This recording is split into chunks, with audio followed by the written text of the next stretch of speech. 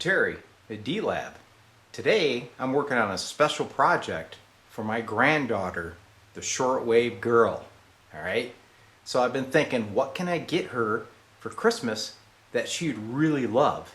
Well, when I was her age, my dad got me an old Heathkit tube type shortwave receiver, and I messed with that thing for hours on end. So I thought, I need to get Shortwave Girl her own shortwave receiver. So I was lucky enough to find a DX150B realistic receiver. Let me show you what these things do. Alright, so back in the day when I was growing up, I used to hang out at Radio Shack a lot, believe it or not. And when I was there, they always had these cool realistic shortwave receivers. And of course I would drool over them and wish that I could afford them. But they were several $100s, way out of my range, right? So they made the 150 series, which I really liked. So they had the 150, the 150A, which had a speaker and a ventilated cabinet.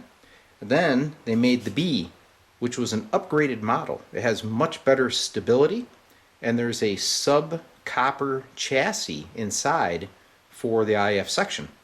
So this thing is a great receiver for sideband or CW. Later on, they came out with the DX300 and the 302, and then they made a cheaper version with some dial drums called the DX200. All right. Either way, I couldn't afford any of those until now. Now that I'm grown up, I can find these receivers in great condition for about 50 bucks, right? So this is mine. All right, I've got the original manual with it. I even had the little fact tag, little brochure that came with it. Now this one over here is the one that I'm going to fix up for Shortwave Girl. It's also operational. As you can see, somebody's painted the cabinet. It does need some cleanup, but it's fully operational. So this will be the special Shortwave Girl receiver. Let me show you what I'm going to do to it. So first, rather than me describing all the functions, let's take a look at the little fact tag that came with the DX150B. So you can see it's a FET input circuit, solid state, not a tuber. I really don't think I should give an 8-year-old a tube receiver. So here is the inside of the little booklet. Look at there, the world's first receiver under $200, right? That was still very pricey, people. So I'm not going to read all this, but you can scan down and see all the features that this receiver had. It does AM, CW, and sideband, of course. And of course it has a special area for CB bands. Alright, let's go to the receiver now. So concentrating on this receiver, you can see this lovely paint job, really badly done. Spin her over here, you can see a big gob runs over the place. The original gray is actually showing through. So obviously I will not give her the receiver looking like this. It's going to get a thorough cleaning. We're going to repaint the top, and there's going to be a decal up here added that says Shortwave Girl. She'll be thrilled. Alright, so the other issue is since I'm giving this to an 8-year-old girl and it's going to be in her bedroom, I don't want her to have to use an external speaker, because it would probably just fall off the table, probably break the cord, and guess what? Grandpa's fixing it, right? So if you take a look here, we'll pop the hood. There's plenty of room in here for a speaker, right? And you may think, well, maybe I'll put one right here like the old helicopter rigs did. Well, actually, that's not a good place, because if you look right there, it's the S meter, and the magnet of the speaker would screw with that thing big time, right? So I did a little research and I looked up the model 150A. So take a look at this picture. Alright, so taking a look at the picture here of the 150A, you'll see that they actually had the built-in speaker, and as you were to face the radio, it was on the left side behind the band spread dial. Okay? So now let's cut to the receiver and I'll show you the area. So here we are, back to the receiver. Alright, zero in here. They had a speaker in this area, and they actually had a 3x5" speaker. So it sat right there. Alright, so that's what I'm going to do with this receiver. I'm going to take the top panel, I'm going to make an opening here, just like they did on the 150A, and I'm going to add some perforated metal behind it, mount the 3x5 speaker, and this thing will not require the external speaker anymore. Adding a speaker to this receiver presents a couple challenges, okay? You can't just pop a hole in here in the center and say, wow, I've got my speaker installed, because guess what? When you go to put the lid on here, your speaker's going to hit the chassis. That is why I elected to use the 3x5 inch speaker, because there would be plenty of clearance, as you can see, right? So the speaker has to be mounted more towards the rear because of this metal plate, and it has to be more towards the top of the cabinet to clear these components. The other challenge is you have this bent lid, right? So normally when I do these things, I'll throw it on the milling machine, make a nice hole, and voila, right? Well, I can't do that because I can't get this thing in my milling machine. And I can't bend this back flat, get it in there, mill it, and then try to bend it back into this position, because it would probably damage the lid and look like crap. So what I'm going to do is I'm going to make 4 holes here and here and here with the right dimension that I need, and I'm going to use a Dremel. I'm going to cut that out. I'll clean it up, put the perforated metal behind it, and we'll give this guy a new paint job so it'll look great. And guess what? It's not going to be black. It's a girl, right?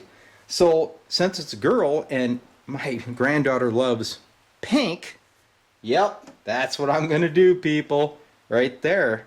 This is electric pink. Tester's lacquer. It's going to look sweet on this receiver. She's going to lose it. So here we go. Let's get this hole made. So here's the position that I have elected to mount the speaker. I came out the back about a 1/2 inch, because actually the back panel sits in there, right? So you got to clear that. And then I simply took a pencil and sketched around the speaker. So you remove that, you can see the outline and the mounting holes. So there's my pattern.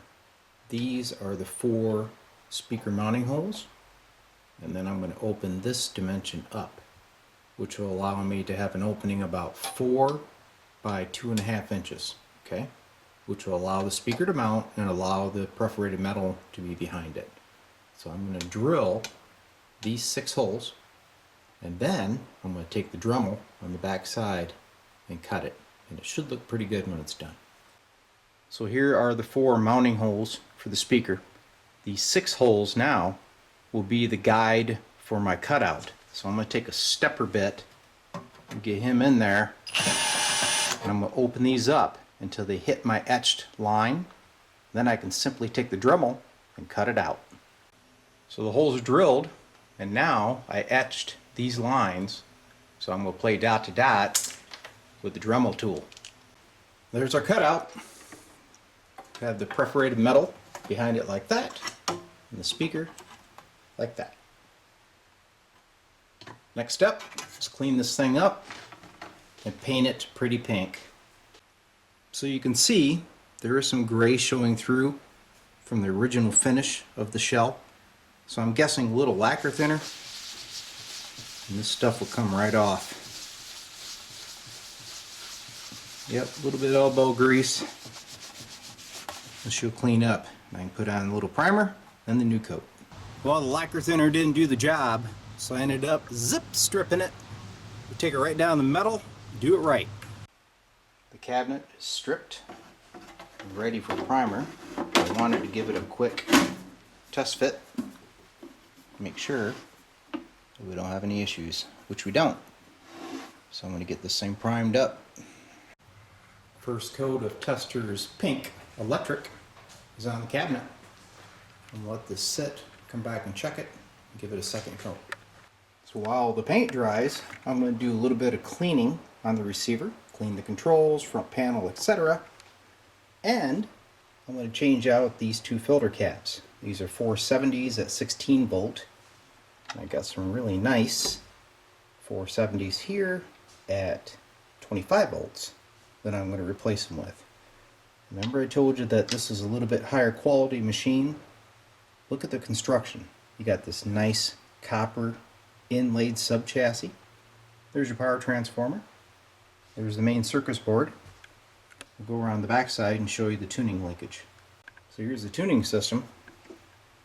You can see they got some nice flywheels there. There's no backlash, right? Here's your band spread over here. These were a great receiver. I consider the DX150 line the best that Realistic ever built. I was not happy with the 160s. They were drift monsters. Here's the bottom side of the 150B. You can see that these guys spared no expense on the construction of this unit. A lot of metal there, not a lot of plastic. Good quality wafer switches. Point-to-point wired on most of it. Of course, you got to have a circuit board, right? But either way, what a great radio. I'm getting ready to connect the new speaker leads for the internal 3x5-inch speaker, right? So to do that, you simply find the 1/4-inch speaker jack that's on the back of the radio. Down here is the negative, and over here, this is actually the positive output for the external speaker. But this post ahead of it, not being used, is the one that I'm going to connect to, all right? So that means that when the radio is running normally with its new internal speaker, I'll have audio. However, if somebody decides that later on they'd like to plug in the external jack, this will switch. It'll disconnect the internal speaker and make the external speaker operate. So that completes the wiring for the internal speaker. The wire leaves this jack now. It goes through this hole to the top of the chassis where it's going to be soldered to the post on the new speaker. Then I can reinstall the lid and we can give this thing a trial run. I almost have to get my wife to come help me get the thing. Alright, so here's the trial run of the little pink Shortwave Girl's Realistic DX150B receiver with the built-in speaker. We're on 40-meter sideband right now. Chassis. They should. Ameritron should have, if they were going to put that thing on the chassis like this. They should have used a steel chassis. They used an aluminum chassis on it. And you have to be careful when you pick that thing up because you can actually deform the chassis with the power plate transformer on it. So I prefer the separate power supply and sounds great. You do have to be careful if that connector comes loose or breaks.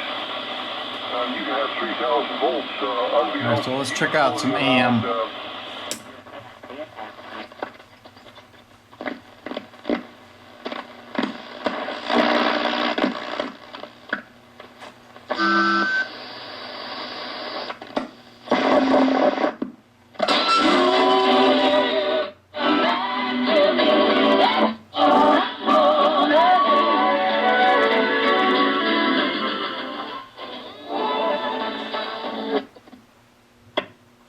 Alguna fiebre, erupción, dura algunos días y tiende a ser leve y se resuelve de por sí solo.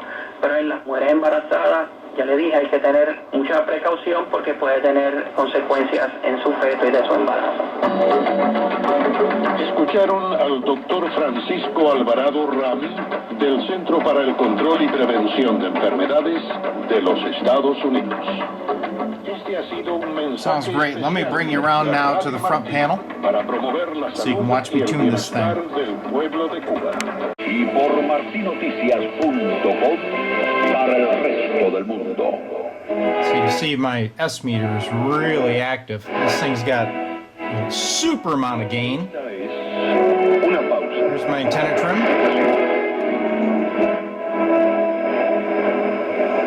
Cuando los hombres se refieren a los Let's see what else we can find.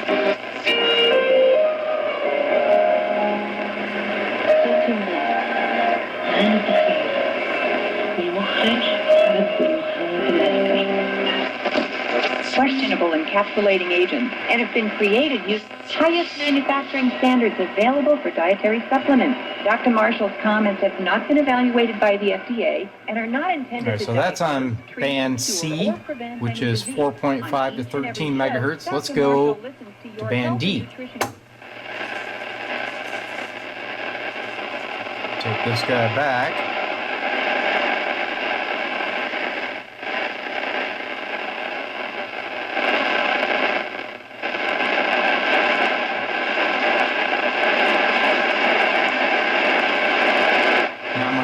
activity up here. Let's try down this side of the band.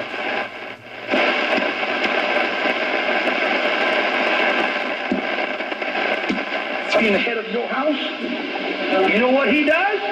He gives her a wing whooping. He takes those 9 feet wings and he goes on those. He gives her a whooping.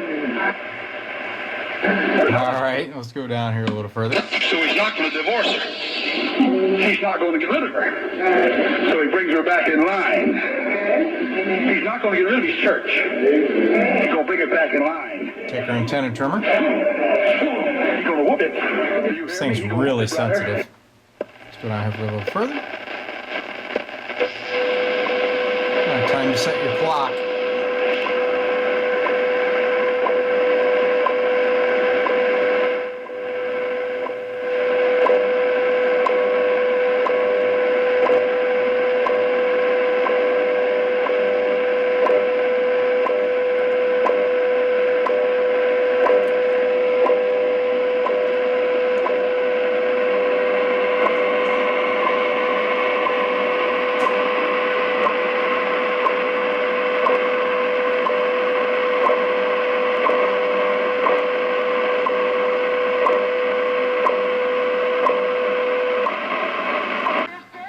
So there it is, a modified realistic 150B receiver for my granddaughter, Shortwave Girl. So I'll do a follow-up video once she receives it, and we'll see what she thinks of the pink DX150B. Hope you enjoyed the video.